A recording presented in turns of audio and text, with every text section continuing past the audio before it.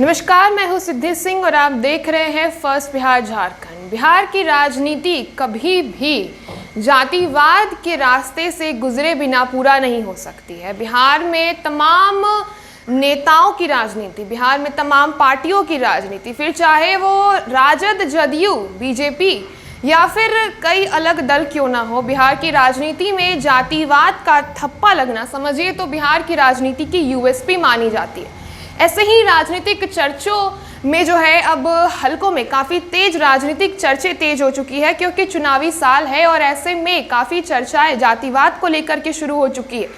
राजद जो हमेशा से MY समीकरण यानी कि मुस्लिम यादव समीकरण के साथ खेलता हुआ नजर आता है, वैसे ही तेजस्वी यादव के हालिया ट्वीट करने के बाद जो है राजनीतिक चर्चाएं और भी ज़्यादा तेज हो चुकी है। तेजस्वी यादव जो NDA पर लगातार कटाक्ष करते हुए अपनी ट्वीट के प्रतिक्रियाओं के जरिए NDA पर बरसते हुए नजर आए हैं, तो वहीं जीतन राम मांझी जो है तेजस्वी यादव के ट्वीट पर एक करारा जवाब देते हुए नजर आए हैं। चलिए अगर हम समझे कि आखिर क्या कुछ कह गए तेजस्वी यादव, तो इस मुद्दे को समझने के लिए हम पहले तेजस्वी यादव के ट्वीट को हम जरा समझेंगे। तेजस्वी यादव ने बिहार के सरकार को दामाद आयोग और जमाई आयोग को लेकर के राजनीतिक चर्चाओं में डाल दिया है और इस पर बहस भी तेज हो चुकी है। बिहार में नेता प्रतिपक्ष तेजस्वी यादव कटाक्ष करते हुए कहा है कि यदि किसी के दामाद बिहार में हैं और वो चाहते हैं कि NDA के साथ जुड़े, तो नरेंद्र मोदी यानी कि प्रधानमंत्री नरेंद्र मोदी और मुख्यमंत्री नीतीश कुमार द्वारा संरक्षण प्राप्त बिहार राज्य दामाद आयोग में आवेदन नहीं कर सकते हैं। जी हाँ, आवेदन नहीं कर सकते हैं, ऐसा तेजस्वी यादव कह रहे हैं यदि कोई भी दामाद बिहार में है तो। और उसके साथ ही उनका कहना है कि इस आवेदन नहीं करने के पीछे वजह यही है कि इसके लिए सारे अधिकार कुछ खास लोगों तक ही सीमित है, यानी कि आम जनता, आम दामादों के लिए यह आयोग नहीं है, कुछ खास लोगों तक ही सीमित है, NDA के लोगों तक ही सीमित रह जाती है। इसी के साथ ही NDA को नए रूप से परिभाषित करते हुए तेजस्वी यादव ने NDA को एक नया नाम दिया है।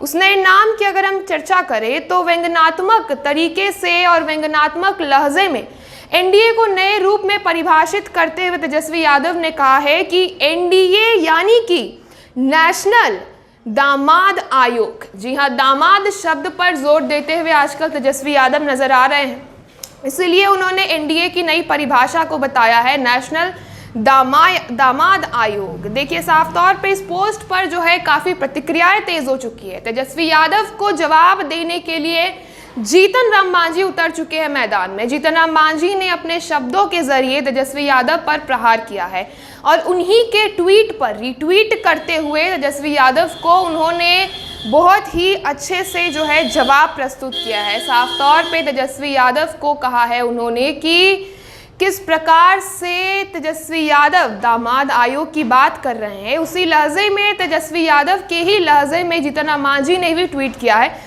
उस ट्वीट पर यदि अगर हम जोर दें तो इस प्रतिक्रिया को जीतन राम मांझी यानी केंद्रीय मंत्री जीतन राम मांझी ने अपने तीखे शब्दों में पलटवार करते हुए कहा है कि बदला लेंगे, बदल देंगे, तोड़ेंगे आपका घमंड। तेजस्वी यादव को लेकर के ये कहते हुए नजर आ रहे जीतन राम मांझी, बदला लेंगे, बदल देंगे, तोड़ेंगे आपका घमंड। अपने पोस्ट में जीतन राम मांझी आगे लिखते हैं, विपक्ष पर आरोप लगाने के लिए आपको हमेशा मुसलमान याद आते हैं।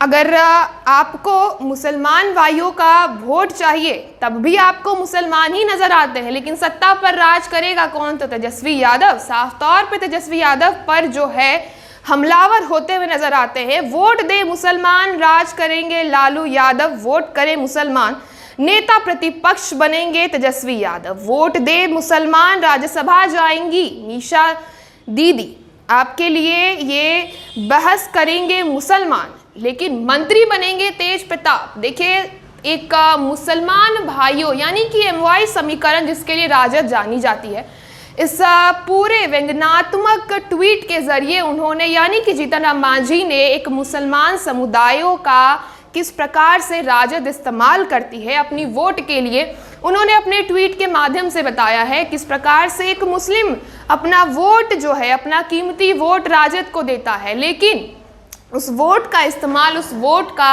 सही रूप से इस्तेमाल कौन कर रहा है? तो लालू परिवार में तमाम दिग्गज नेताओं का इस्तेमाल कर करके जो है, मुस्लिम वोट का इस्तेमाल कर करके राजद में तमाम दिग्गज नेता जो बैठे हैं, कोई सांसद बन रहा है तो कोई मंत्री बन रहा है। इसी प्रकार से जीतन राम मांझी ने जो है अपने ट्वीट में मुसलमान वोटों, मुसलमान भाई बहनों की कीमती वोटों का जो है साफ तौर पर उन्होंने एक कीमत लगाया है कि किस प्रकार से राजद जो है इस पर मुसलमान वोटों का इस्तेमाल करते हुए नजर आती है। आगे जीतन राम मांझी कहते हैं कि उन्होंने सिंगापुर में रहने वाली यानी कि रोहिणी आचार्य, लालू यादव की बेटी रोहिणी आचार्य के लिए भी एक निशाना साधा है। उन्होंने कहा है कि मुसलमान विदेशों से आकर के वोट देंगे, रोहिणी आचार्य सिंगापुर से आकर के चुनाव लड़ेंगी, रैली में मुसलमान पहुंचेंगे और विधान परिषद में नेता बनेंगी राबड़ी देवी। साफ तौर पे पूरे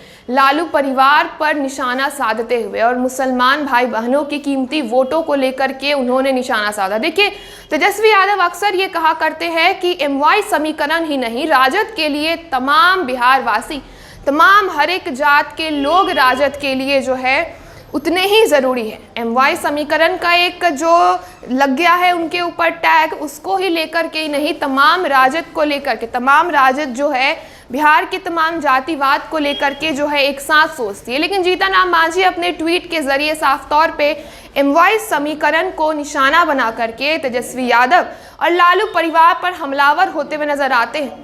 ट्विटर के जरिए, एक्स के जरिए राजनीतिक चर्चाएं तेज हो चुकी है। ऐसे में कहां तक जाती है ये चर्चाएं? विधानसभा चुनाव से पहले क्या कुछ खास हो जाता है, ये देखने वाली बात होगी। ऐसे तमाम खबरों के लिए आप जुड़े रहिए हमसे और देखते रहिए फर्स्ट बिहार झारखंड। गोल, जहां 27 वर्षों के सफर में 17,000 से भी अधिक छात्रों ने डॉक्टर एवं इंजीनियर बनकर भरे सफलता की ऊंची उड़ान, जहां साधारण छात्र भी बिहार टॉपर्स बनकर बना रहे इतिहास। दूरदर्शी शिक्षाविद श्री बिपिन सिंह के मार्गदर्शन में मेडिकल एवं इंजीनियरिंग के लाखों छात्रों के लिए आशा की किरण के रूप में गोल, द रिजल्ट फैक्ट्री।